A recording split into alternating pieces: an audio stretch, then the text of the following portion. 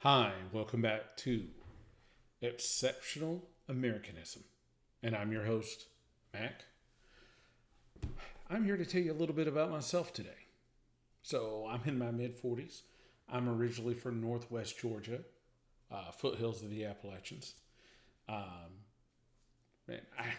I've got a fifth grade education, a GED, and an associate's degree. But that came a little later in life.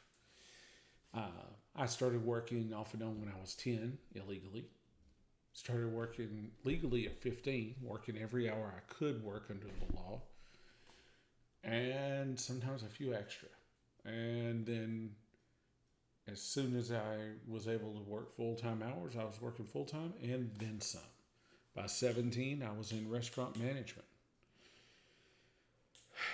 By the time that I was 23, I had moved out to Oklahoma. Here I worked and worked my way up until I met my wife when I was around 30. And then we soon were expecting our first child. Wonderful. What I discovered was I'd also gone back to school in the meantime, again, for the second time, working on that associates. And I discovered yet again going to school full time, working 70 hours a week, and trying to be a present husband and father were not that compatible. So, stopped that for a little while. In the meantime, I also figured out that working in the restaurant business, so again, 70 hours a week, getting home between 2 and 5 a.m., and working every Saturday and Sunday except for the 2 a year I got off with my vacation time was not so hot. Ended up selling cars. Now, there's a lot about that. You can do that right, you can do that wrong. You can do it honorably, you can do it dishonorably. I learned very, very quickly a million ways that I did not want to sell cars. A few years pass, and we decided to move to Minnesota. Why did we decide to move to Minnesota? We decided to move to Minnesota because the healthcare ranks very good for quality. We decided to do it because the school systems are strong. We decided to do it because overall in the state the crime rate is much lower. There were a lot of reasons we did. In the long run, it was me wanting the best for my family, just like you want the best for your family. And Jim Bob down the street wants the best for his family. Well, guess what? We all want them. We all want the same things. We don't think we do, but we do. We all want opportunity, education, health, place to live, healthy food in the belly, all these things. What are we afraid of? Well, we're afraid we're not going to have these things. We're afraid we're going to be marginalized. We're afraid that we're going to be on the outs and all these things are going to be off limits to us. Everyone's afraid of that. Why? Because we all know that we have an electorate that is not very engaged. And if you have an electorate that is not very engaged, all you have left are a few people who will show up, rain, shine, or otherwise, because they feel it's their duty, and some wackos. See, the real true reason, because we are the government. We are the government. We decide who's elected. We have the power. We decide if we don't like how they acted to get rid of them. If we were doing our duty, if we all were participating, if we all show up, the only reason to fear the government is if we feared each other. And yet again, it still wouldn't make any sense to fear each other because we would counterbalance each other. And if we all want the same things and we all want what's good for our families and our friends and our neighbors, then by definition, there is no reason to be afraid of government because we are the government. We control it and we can make it control the obscenely wealthy who buy power and influence currently. They only do it now because we're not controlling the government ourselves. We see violence, we see all these kinds of things, and guess what?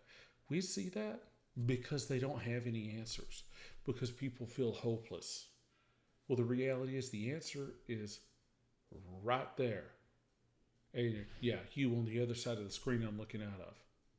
It's you and you and you and me. Doesn't matter what's in front of our name, an R, a D, an L, an X, a Y, a Z. None of that matters. What matters is what we do with it. What are we trying to do? Most people don't actually want to deport everyone. I mean, think about it. I know you're sitting there going, yeah, my cousin wants to deport everyone. No, he doesn't. He thinks he does. What does he want? He wants a seat at the table. He wants an opportunity to get a good job. He wants to feel safe in his neighborhood. The problem is, because they spent so long convincing you that you can't get it, you can't know the right way to do it, that the only way to do it is to take it out on someone else, to hurt someone else.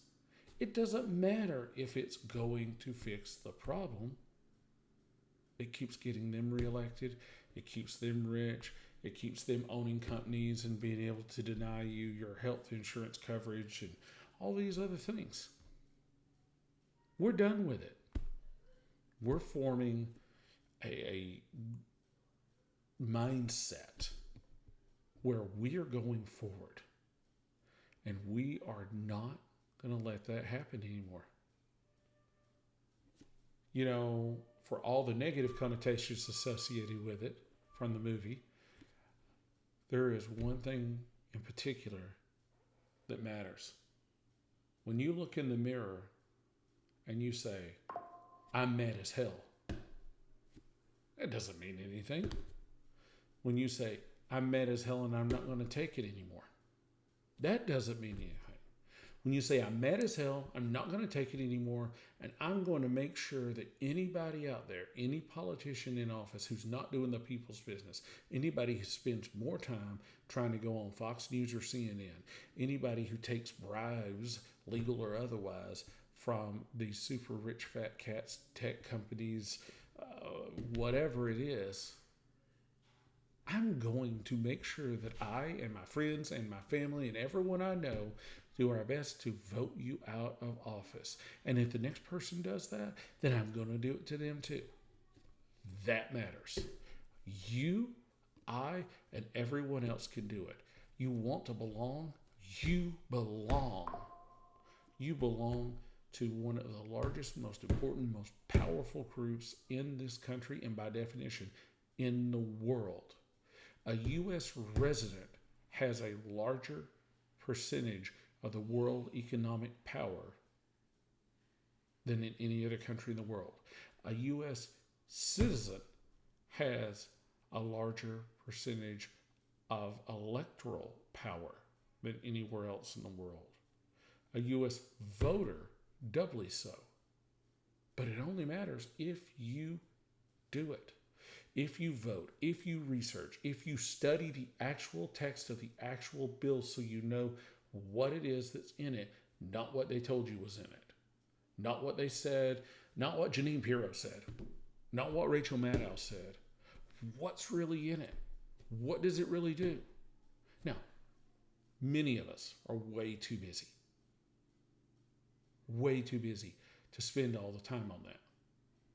So I'm going to cover some bills from time to time, and I'm going to explain what's in it, what it does, what it tries to do, and hopefully, if there's negative effects, what they are, although I hope there's not, how it's going to affect your family, how your kitchen table conversations are going to change. And I'll tell you, you're going to be shocked. It's going to affect you and your neighbor and your neighbor and your neighbor and your friend and your cousin. It's going to affect you all very similarly. The true part of populism isn't hurt somebody else for me, please. The true part of populism is realizing you are part of the most powerful group in the country, the populace. We can and we will build better, build stronger. We will have the politicians doing the people's business, and we will rein in the wealthy elites that tell us what they want to do, how they want us to live, oh, and how we're allowed to survive. Again, this is Mac at Exceptional Americanism, and you, the people, are our power. If you like this, click like, subscribe. If you know anybody who's like-minded, who's stressed, who's tired, who's at their wits' end, who doesn't know what to do, but wants better for themselves, for their families, for their friends' family, for their community, share it. Share it. There will be more. There will be more for you to do, and it will come up, and I will go over it. This is not a case of I'm just trying to get you angry. You're already angry. What do I need? I'm trying to walk with you through making this country fulfill its promise. Have a good day.